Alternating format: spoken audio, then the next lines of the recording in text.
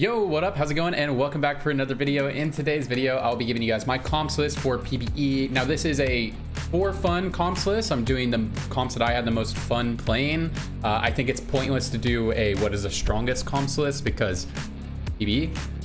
So we are going to put some comps that I played that I had fun playing and will probably be a meta style composition whenever the set goes live. So I hope you guys enjoy. Let's check it out. All right, the first two compositions we're going to do are going to be trainer variations. Trainer is super fun. It's like the A-bomb, the mech, the whatever, cultist. It is that type of comp for this set. It is very fun to play, and for sure at some point in the set this is going to be a strong composition. Maybe not this variation, but trainers are going to be extremely important to learn how to play around. Just like if you guys played past sets, learning how to play around A-bomb, cultists, that sort of thing have been extremely important. Innovators, it's been extremely important. So I would suggest learning, playing around the variations of trainer. There's a lot of variations. First one I'm going to talk about is the Lilia variation, where Lilia is the carry. This is probably the funnest variation to me, is more playing around our mages and carrying the Lilia. And so what I want to point out here is what we don't see on here is we don't see Nomsy. If you guys are unfamiliar with trainers, when you have trainers, you summon a Nomsy and you feed him. The more trainers you have, the more snacks you get to feed him. The higher your star level they are, the more you can feed him. And then also, if you have 3 trainer active, then you actually get, Nomsy does 100% bonus damage. That's why we are still going to be playing Tristana in this composition for a while. And one thing I want to say, and this is going to apply to all the builds, guys, play around your augments. Augments are going to be extremely important, and play around your emblems. Playing around emblems is going to be very important in building your composition. For example, the last time I played this comp, I actually played 4 scale scoring. It's because I got a scale scoring emblem. I had a Diana, I dropped Tristana, and I played Braum. Made my composition much stronger. So yeah. Let's talk about Lilia. Lilia, she is AP. She is going to be our DPS carry of this composition. And this is just a build that I played and I really liked it. I did JG, Hodge for healing. It also amps your JG damage because that's how crit scaling works. And then Ionic Spark is extremely good on her because she will be right in the face of her opponents that she hits. So I really like that on her. But you could go a defensive item third, or you could go for more damage amp if you really want to. But I do really like Spark. Obviously, you don't have to run Spark if you can get a static Shiv on one of your backliners and you get a third item on your Lilia. But I do really like Spark on her. I think it's pretty good. Hackerim is going to be holding your tank items. Sometimes you can reroll a Nunu and you get a 3-star Nunu. When I played this, I 3-starred a Nunu, Lilia, and Diana when I played this. So, and I rerolled all those. When you play this composition, you will typically reroll on 6. So you'll be rerolling in 6, so you won't be able to fit one of these units. These are 7 units on our board right now, I believe so. So you won't be able to fit one of these units. Typically, you'll just play around your Cavaliers, and then you'll level to add a Diana, or you can drop your Tristana at any time if you feel like you need to be playing scale scoring to get that extra damage on your Lilia. And so that is one more thing I want to talk about. You will end up dropping Tristana from your composition, most likely, unless Nomsy is really contributing a lot to your damage, and you have low damage and you think that this is the best way for you to do damage. Usually you end up dropping Tristana for something better. You know, you can drop it for like a Nunu if you're rerolling a Nunu, and stuff like that. Or obviously you can play around legendaries if you can get to 8 and stuff, I guess. But this is a slow roll build on level 6. Super fun. I love playing Lilia, one of my favorite carries, or one of my favorite reroll comps in the new set. Okay, here is another trainer variation. As I said, I would do 2 trainer builds. And normally when I do these videos, I only do 5 comps, but since I'm doing 2 trainer variations, I'm actually gonna do 6 compositions on here. So yeah. And one thing I didn't say earlier is there's gonna be a lot of comps I'm leaving off of here. A lot of dragon-based comps, like Shioyu-based comps, Siphon-based comps. I just haven't had a good opportunity to play those compositions, and like some hyphy units like Elise, I just haven't gotten good opportunities to play them, so I can't justify putting them on this list right now for me. Yeah. All right, anyways, here is the Tristana variation. Now I'm showing you what a completed board could look like. This is a level 8 board, I believe, so 6, 8, yeah, up there. This is what your level 8 board could look like if you're playing Tristana carry. Look how clean these synergies look. Look at these, very clean synergies. Obviously, guys, play around your augments, play around your emblems. Your composition can look different from this, but I'm building a composition assuming that you don't have any emblems. And so here we go. Hackerim is going to hold your tank items. He is pretty much a premier tank in this set, so he's going to hold your tank items. Tristana is going to have your carry items. I like Rage Bait on her. I think Giant Slayer is pretty good. I think Giant Slayer is overall an extremely good item in this set. It's difficult to slam early. The reason why Giant Slayer is very good in this set is because there's just so much HP with all the dragons, stuff like that. There's a lot more HP. Dragonmancer. But Giant Slayer, its health threshold went up to compensate for that. So it is not very good to slam early on into the game unless there's like a 6 Dragonmancer player or a bunch of Warmog slammed, something like that. So just note that you do not want to build your Giant Slayer early on. But yeah, I do like Rageblade, Giant Slayer, and then like Deathblade, IE. You know, don't think about it too hard. Just do 80 amp items are going to be very good on her. You can also duo carry the Corki, or you can end up, if you don't end up rerolling this Tristana, you can just put these items over onto the Corki. Also, you can just use this composition to go fast 8 or fast 9 with Tristana, and then just end up carrying Corki with the same composition, with the same items is fine as well. Another thing you can build on Tristana, you can build some healing, but again, you can get a lot of healing from your augment. So I just like to go balls to the wall damage when I play Tristana. This is one of the very first comps I played. One other thing to note is that you can re-roll. So you can absolutely re-roll Tristana and Jinx in this composition, and Cannoneer scaling. Cannoneer is actually 2, 3, and 4, unless it's changed. I don't believe these are correct on Mobalytics, the 2, 4, 6. I believe it just is like twin shot, where it just goes like 2, 3, 4, 5, 6. So you can actually just play Jinx with Corki here, and that is fine as well. It's also a Revel. We'll give you another Revel. But yeah, I really like this composition. It's very fun. It's essentially the same thing. We have the Namzi. You can get out of mages if you want to, but I think mages just fit really nicely here because because you want to play Lulu no matter what. And then if you're playing Lulu, then it's a good idea to play Nami because she is an early game mystic that you can play with her. Nami's also a good unit. And since you're playing trainers, you're also going to be playing Heimerdinger. And, you know, if you're going to be playing those, why not just play Lilia? Because Hecarim is going to be your best tank. So it just makes a lot of sense. And then since you're playing Lulu, who's a mystic and an evoker, and you're going to be a Corki or Jinx, you might as well play Sona, who is a Revel and Evoker. So that's why you get these really clean synergies here. But again, guys, play around your augments, play around your emblems, all the good stuff. But I do like playing this composition quite a bit.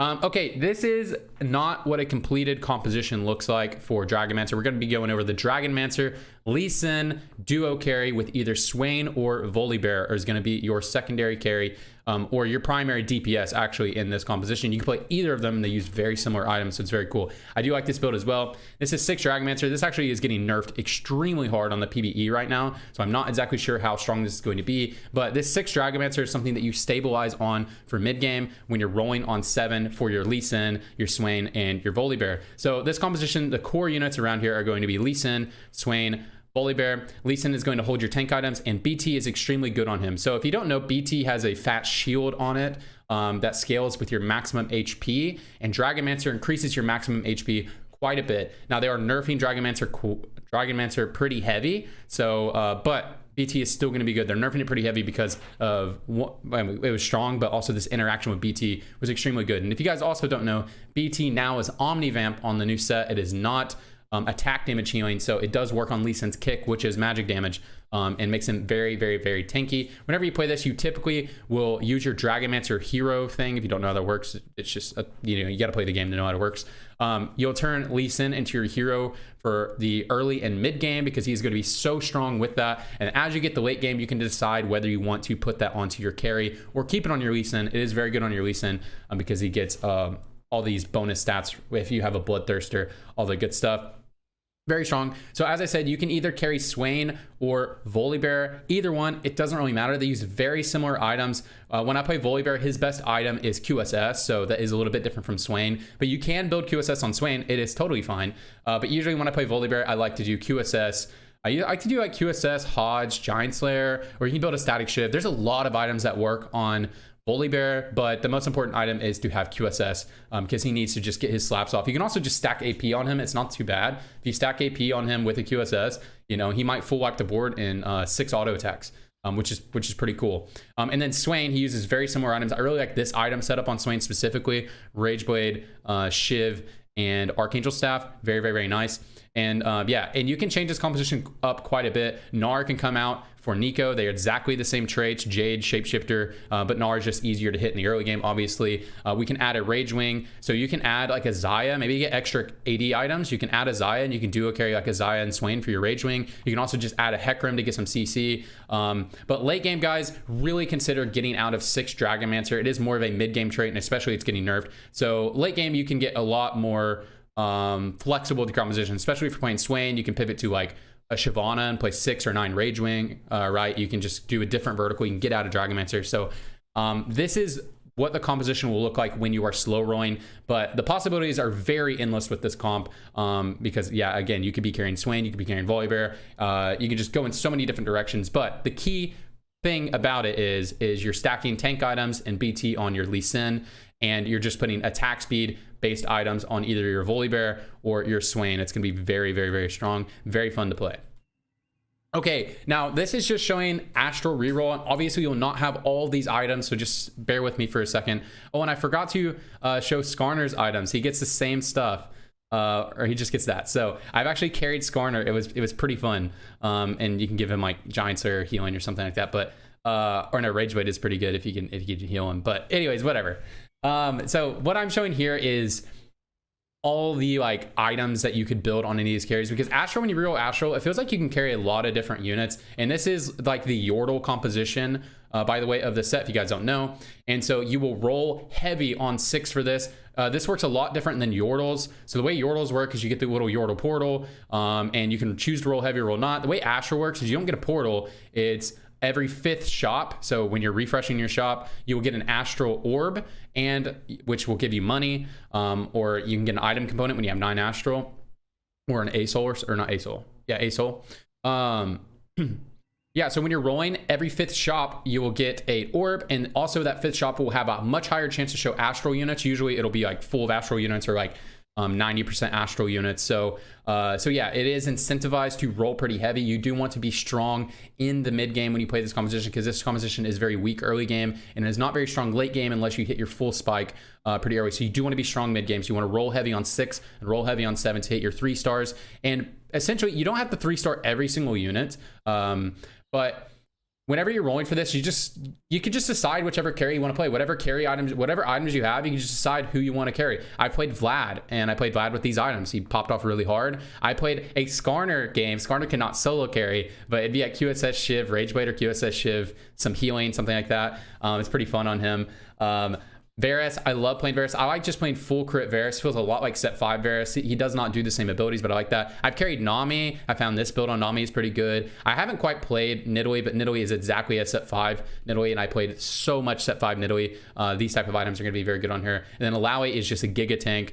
So you just want to put tank items on her, and then you'll add to your composition based off of what you need. So if I'm going to play around my mages, then I'll add a Silas. Silas is going to be very good here. Silas is also just a decent one to add here, especially if you have a Bruiser emblem. You add a Silas, it'll give you 4 Bruiser, 3 Mage, very strong. If you're playing around Varus, add a Swift Shot, right? So just whoever you're going to play around, just play around that unit. I know that, you know, whatever, but you get what I'm saying.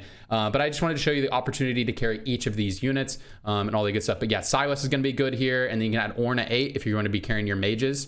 You can play Silas Ornn at 8, and then if you want to play Varus, you can do just do a Swift Shot plus whatever you want to add here. Yeah, coolio.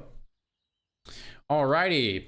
This one is probably my funnest reroll build. I don't know. I've only played it one time, but I really liked playing it. And so this is going to be Warrior Cavalier build. And so this is what the level 6 board will look like. This is when you're slow rolling on level 6. That's when you want to roll. You're going to be duo carrying Yone and Olaf is what you want to duo carry here. Also, you can roll in 7 if you really want to, but it is much easier to hit Yone. And you can roll for infinite 3 stars. You can 3-star all of these, but the most important ones are going to be Yone, Olaf, and then Shin are going to be your most important 3 stars, because you are playing around the 4 warrior trait. That's going to help you out quite a bit. So let's look at the Yone items. I really like these type of items. So Yone has duo scaling. He does a hybrid between magic and attack damage. So I really like putting QSS, Hodge, and Titan's Resolve. They both have Hodge and Titan's Resolve. Both are duo scaling, which contributes quite a bit to Yone stuff. So I really like just Hodge Titans +1, and so the +1 is always going to be either Quicksilver or it's going to be RFC. Those are very good. Now there are different variations you can do, like an RFC Rageblade Hodge or RFC Rageblade Giant Slayer or something like that, but I do really like Hand of Justice, Titan's Resolve +1, and the +1 can be QSS or RFC, both are very good. Olaf, I really like to have Runaan's Hurricane and BT on him. BT for obvious reasons. Runaan's is very good because he actually naturally stacks a lot of AD with his passive, so that's why Runaan's going to be good, because he's going to have very high AD. And then I like Giant Slayer a lot on him because he is stuck on frontline. All of your units here are going to be stuck on frontline, so having someone who can shred through the tanks so that Yone can get to the backline, so that Olaf can get the backline. Is very good. And one thing to note, if you have a Cavalier emblem, if you ever get a Cavalier emblem when you're playing this composition, it is extremely good on either of these guys. It's extremely good on Yone, extremely good on Olaf. One of the games I played Olaf carry, I played Cavalier on Olaf. It was extremely fun. Other thing to note is that you don't have to play around Cavaliers. I just find Cavaliers are better units because you can add a Hecarim here, and that can just help out your composition a lot. And also Cavaliers are just easier to play around because you can go, it's not like this, it's not 2 4 6, this is incorrect, it goes like 2 3 4 5, or you know what I mean. So you can just scale this up really easy by playing Cavaliers. But one thing to note is you can do this exact same composition, your synergies will look exactly the same if you just play Guardians instead of Cavaliers. So you can play Leona and you can play Braum, and you will also still have Mirage, and you will still have scale scoring. One other thing important to think about is Yone as Mirage. Mirage is like mutant in this set, so the Mirage does change throughout the game. The one where he gets the scaling AP, that one's pretty good. Warlords is pretty good. But yeah, you don't have to think about it too much, but it is better to play this composition when you have one of the offensive ones like the scaling AP, I forget exactly what it's called, and the other one, which is Warlords, where you get extra damage. And Dawnbringer is fine as well, but the gold income one isn't as good. If you get the gold income one, it's going to be a little bit more difficult for your Yone to carry into the late game. Also, the other thing that's important to talk about is you're just having Aatrox hang out in this composition until you can get a Yasuo. Yasuo is in Mirage and a Warrior, so you can end up playing around 4 Mirage late game. There's a lot of flexibility in this comp. I'm just showing you the level 6 variation. Obviously, play around your emblems, play around your emblems, augments, and legendaries that you can hit. All that good stuff. All right, here's the final one, and this is the only one that I'm showing with the dragon. This is just if you're just high rolling out of your ass and you get to the late game and you want to jam a legendary comp. I'm showing you the variation of this that has no emblems. If you have emblems and more legendary stuff like that, this composition can look very differently. Like, you don't have to play Nunu and Illaoi, but these are the best to pair with your mega tanks, which are going to be Hecarim and Ornn. There's just not a better Cavalier to play naturally in this spot. And then Illaoi actually shreds for your team, so she does have some value in shredding frontline, so she actually is a decent utility unit to play here. But again, if you have like a Bruiser emblem, you have a Cavalier emblem, all the good stuff, play more legendaries, just play more legendaries. But this is the I'll catch you in the streets comp. You know, I'm a freak in the sheets, but I'll catch you in the streets with all this CC, you know what I'm saying? So this is just, I'm a CCU like crazy. I don't let you play the game, and I just got to buy time for the Ao Shin. So this is the Ao Shin based comp. If you get the Ao Shin, very strong, probably the strongest dragon in the game, probably just the strongest carry in the game, and he's going to be designed to do that most of this set. And these are some really good items on him: Sojin, Archangel, Gunblade. He takes a long time to get going, so you do want to have Sojin so he can, you know, get his damage off. Archangel, because he takes so long, he usually takes 2 casts to kill. The second cast is going to come very late into the fight, and then Gunblade helps him keep his cast going, because while he's shooting out, if people are on top of him, he'll be healing through that. And as well as Gunblade will help keep your front line alive because of the way the Gunblade works, where it heals him and his lowest health ally, because you just need to keep your front line alive. And that's why I put these right here to buff our mega tanks instead of just jamming some legendaries here. But again, if you have a Cavalier emblem, a Bruiser emblem, anything like that, just jam more legendaries like Yasuo, Pyke, all that good stuff. Zoe's good. Soraka's going to heal your team, right? So just jam more legendaries. But I wanted to show you guys what a legendary comp could look like and what a dragon-based comp could look like. But anyways, that is it for my comps list today. As I said, there's a lot of comps that I haven't gotten to play yet. It's just there's so many fun comps to play.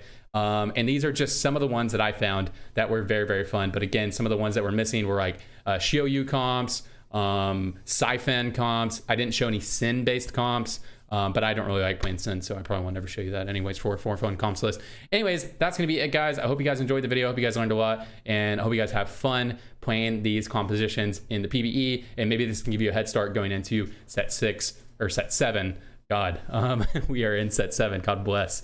But anyways, yeah, that's gonna be it for me. If you guys liked the video, please like the video. Comment below with some of your favorite compositions if you want to show it. I do read all my comments, so I'd be down to look at some of those and try them out. If you had some cool stuff to let me know about, some tech. And yeah, if you guys want more of me, I stream most days at twitch.tv/TFT, and I post every day on Twitter if you guys want to keep up with me and all that good stuff. But anyways, appreciate all of you. Hope you have a fantastic day, fantastic night, and wherever you are, I just hope you're doing well. See you guys. Bye.